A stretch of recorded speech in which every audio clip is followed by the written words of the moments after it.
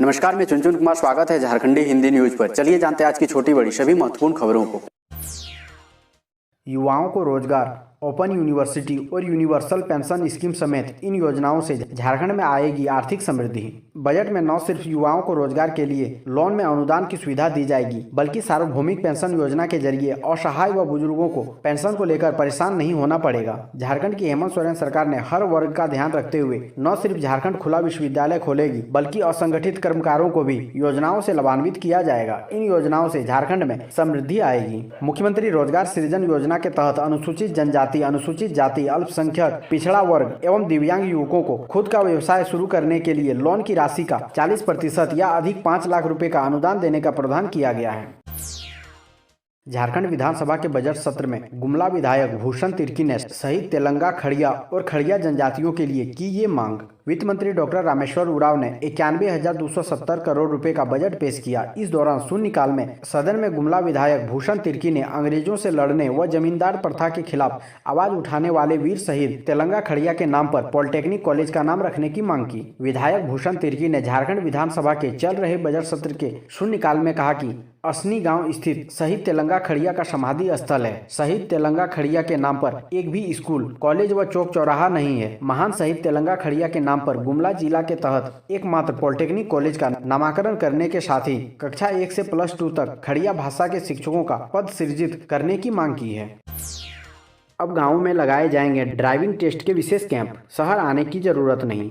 अब ग्रामीण क्षेत्रों में रहने वाले लोगों को ड्राइविंग टेस्ट देने के लिए रांची के मोहराबादी मैदान तक आने की जरूरत नहीं पड़ेगी। रांची जिला परिवहन कार्यालय अब लोगों की सहूलियत के लिए विभिन्न प्रखंडों में विशेष कैंप लगाकर अधिक से अधिक लोगों को ड्राइविंग लाइसेंस से जोड़ना चाहता है। जिला परिवहन कार्यालय का मानना है कि इस तरह की सुविधा उपलब्ध कराने से अधिक लोग अपना ड्राइविंग लाइसेंस कराएंगे। अमूमन दूरी अधिक होने के कारण आवेदक ड्राइविंग लाइसेंस के लिए शहर तक नहीं आते हैं।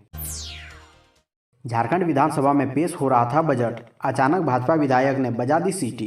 3 मार्च यानी बुधवार को झारखंड का बजट सदन में पेश हो रहा था। सदन में बजट शुरू होते ही विपक्षी विधायक विभिन्न मुद्दों को लेकर विरोध प्रदर्शन कर रहे थे। इसी बीच बजट पेश होने के दौरान सदन में सिंदरी विधानसभा से भाजपा विधायक इंद्रजीत महतो ने सीटी बजा दी। सदन में सीटी बजाने की घटना को स्पीकर रविंद्रनाथ महतो ने गंभीरता से लिया। स्पीकर के आदेश पर विधायक इंद्रजीत महतो को सदन से बाहर निकालने को कहा गया।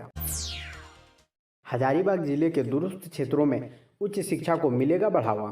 झारखंड सरकार का वित्तीय वर्ष 2021-22 का बजट बुधवार को वित्त मंत्री रामेश्वर उरांव ने पेश किया। वैश्विक महामारी कोरोना व गाइडलाइन की पृष्ठभूमि पेश किए गए बजट में सरकार ने मुख्य रूप से स्वास्थ्य, पोषण, रोजगार पर विशेष बल दिया है। शिक्षा पर भी विशेष बल देते हुए सरकार ने झारखंड खुला विश्वविद्यालय की स्थापना का निर्णय लिया है। इससे प्रमंडलीय मुख्यालय हजारीबाग के सुदूरवर्ती एवं ग्रामीण क्षेत्रों जैसे बड़का गांव, केरीडारी, बरकट्टा, चलकुसा, चौपारण आदि क्षेत्रों में उच्च शिक्षा की पहुंच संभव हो सकेगी।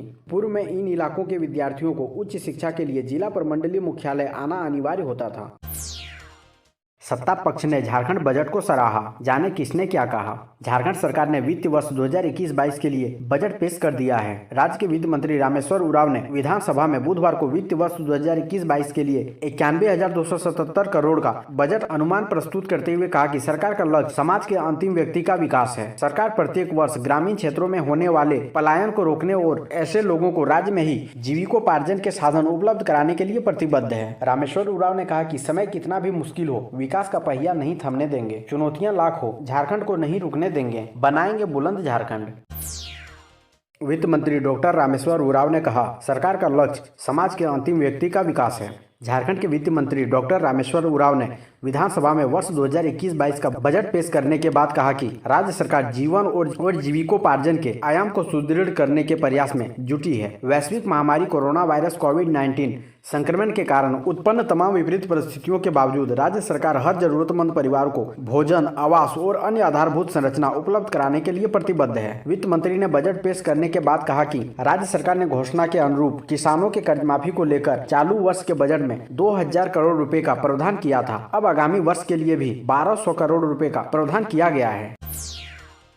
हजारीबाग में हुई थी पहल, अब राज्य में बनेगा चैम्बर ऑफ कॉमर्स। 2 साल पहले हजारीबाग में चैम्बर ऑफ कॉमर्स के गठन को लेकर शुरू हुई पहल अब पूरे राज्य के लिए लागू होने जा रही है। किसानों को समृद्ध और संगठित करने के उद्देश्य से हजारीबाग में 2 साल पहले चैम्बर ऑफ कॉमर्स का गठन किया गया था। तत्कालीन उपायुक्त रविशंकर शुक्ला ने वकायदा 452 किसानों को जोड़ते हुए चैम्बर ऑफ कॉमर्स की तर्ज पर चैम्बर ऑफ कॉमर्स का गठन किया था। अब किसानों को हितों के देखते हुए राज्य सरकार ने इसे पूरे राज्य में लागू करने जा रही है। बजट में इसके लिए 700 लाख का प्रावधान किया गया है। मॉडिफाई गाड़ियों पर सख्त हुई धनबाद पुलिस। इन दिनों धनबाद शहर में तरह तरह की मॉडिफाई की हुई बाइक और 4 पहिया वाहन सड़कों पर दौड़ते नजर आ जाएंगे। गाड़ियों के मॉडिफिकेशन का यह काम धनबाद में भी हो रहा है, लेकिन व्यापक पैमाने पर पंजाब से यह गाड़ियां खरीद कर यहां लाई जा रही है। हालांकि मॉडिफाई गाड़ियां धनबाद की सड़कों पर चलना आसान नहीं है। पुलिस ऐसे वाहनों के खिलाफ सख्त हो गई है। पुलिस ने हाल के ही दिनों में एक मोटे टायरों वाली मॉडिफाई जीप को जब्त किया है।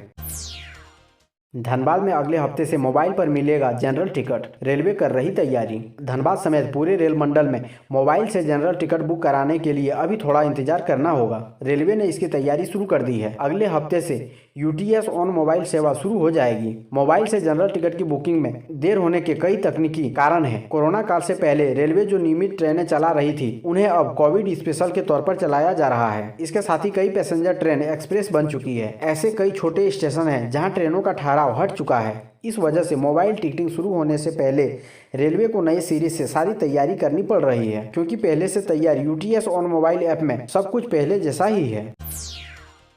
तेजस्वी ने बढ़ाई लालू की मुसीबत, ममता को सपोर्ट करने का आदेश पड़ सकता है भारी। राजद सुप्रीमो लालू प्रसाद यादव के छोटे बेटे तेजस्वी यादव ने बीते दिन बंगाल की मुख्यमंत्री ममता बनर्जी से कोलकाता में मुलाकात की और उन्हें राजद के खुले समर्थन का ऐलान किया। इसके लिए उन्होंने लालू के आदेश का हवाला दिया। हालांकि तेजस्वी का अपने पिता लालू यादव के आदेश से बंगाल चुनाव में ममता बनर्जी की तृणमूल कांग्रेस को सपोर्ट करने वाला यह बयान लालू के लिए भारी पड़ सकता है। लालू अभी जेल में बंद है, ऐसे में उन पर एक बार फिर से राजनीति करने का आरोप लग सकता है। लालू को चारा घोटाले के दूसरे मामलों में मिली जमानत भी रद्द हो सकती है।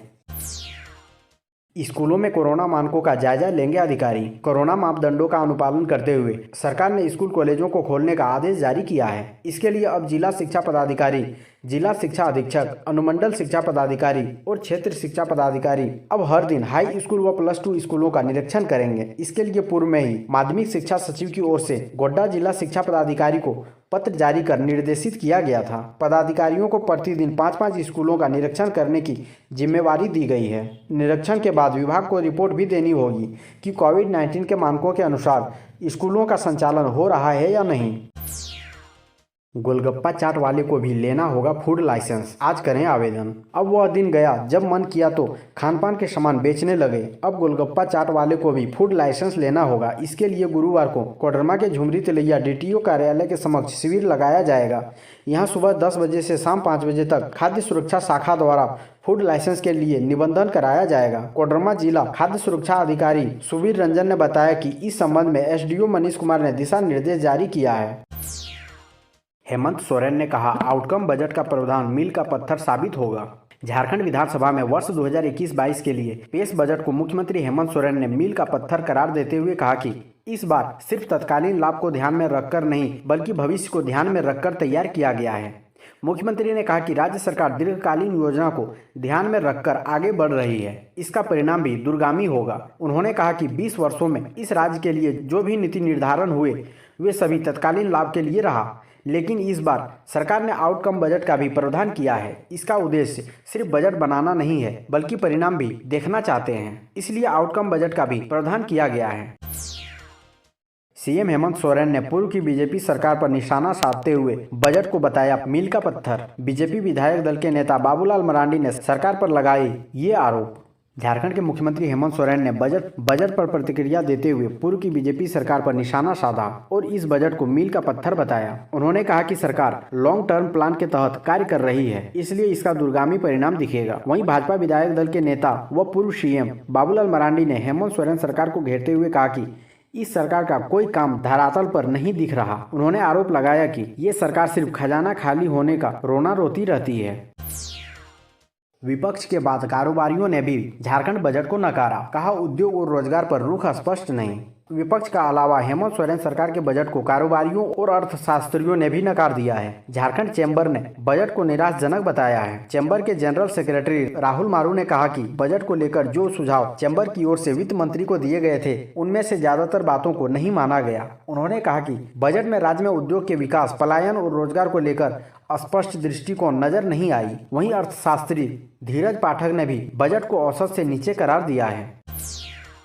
कोई नया टैक्स नहीं, मजदूरों और किसानों पर फोकस। मनरेगा की मजदूरी 31 रुपए बढ़ाई, किसानों के लिए ऋण माफी योजना। झारखंड के वित्त मंत्री रामेश्वर उरांव ने 1 घंटा 15 मिनट के भाषण में राज्य का 91,277 करोड़ रुपए का बजट पेश किया। बजट में न तो कोई नया टैक्स लगाया, न ही पुराने कर में वृद्धि की है। बजट मजदूरों और किसानों पर फोकस रहा। किसानों के लिए कृषि ऋण माफी योजना आई तो मनरेगा मजदूरों की मजदूरी प्रतिदिन 31 रुपए बढ़ाई गई। इसके अलावा ग्रामीण अर्थव्यवस्था को बढ़ावा देने के लिए 18,653 करोड़ का प्रावधान किया जा रहा है, जो पिछले साल से 11% अधिक है। वहीं दूसरी ओर 12:03 पर जैसे ही उरांव ने बजट पढ़ना शुरू किया, वैसे ही भाजपा विधायकों ने शोर मचाना भी शुरू कर दिया था। मुख्यमंत्री हेमंत सोरेन ने भाजपा विधायकों से शांत होने की अपील की, लेकिन वह नहीं माने और शोर करते रहे। हालांकि उरांव भी लगातार बजट पढ़ते रहे। स्पीकर रविंद्रनाथ महतो विपक्ष के विधायकों को आसन पर जाने की अपील की। 1:18 पर वित्त मंत्री ने अपना भाषण समाप्त किया। इसके बाद विधानसभा गुरुवार तक के लिए स्थगित कर दी गई।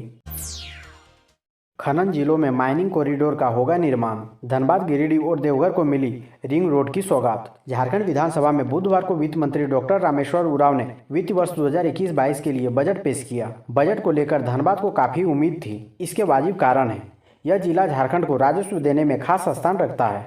मुख्यमंत्री हेमंत सोरेन की सरकार ने वित्त वर्ष 2021-22 के लिए 91,277 करोड़ का बजट तैयार किया है। इसमें धनबाद के हिस्से कितना करोड़ आएगा, यह तो बजट के क्रियान्वयन के बाद ही पता चलेगा। लेकिन कुछ नई बात है। बजट में माइनिंग कॉरिडोर बनाने की घोषणा की गई है। इसका निर्माण धनबाद और झारखंड के खनन जिलों में किया जाएगा। इससे कोयले की ढुलाई सरल होगी। बजट में माइनिंग कॉरिडोर के साथ ही धनबाद, गिरिडीह और देवघर में रिंग रोड निर्माण की घोषणा की गई है। रिंग रोड का निर्माण होने से तीनों जिलों के जिला मुख्यालय को जाम की समस्या से निजात मिलेगी। हालांकि धनबाद में रिंग रोड बनाने की बात कोई नई नहीं है। यह योजना बहुत पहले से फाइलों में मौजूद है। जमीन अधिग्रहण का भी काम शुरू हुआ था, लेकिन बीसीसीएल के विरोध के कारण मामला अधर में लटक गया। बजट में स्फूर्ति योजना की घोषणा की गई है। स्फूर्ति औद्योगिक विकास के लिए है। इसका फायदा धनबाद, बोकारो और जमशेदपुर समेत झारखंड के तमाम औद्योगिक जिलों को मिलेगा।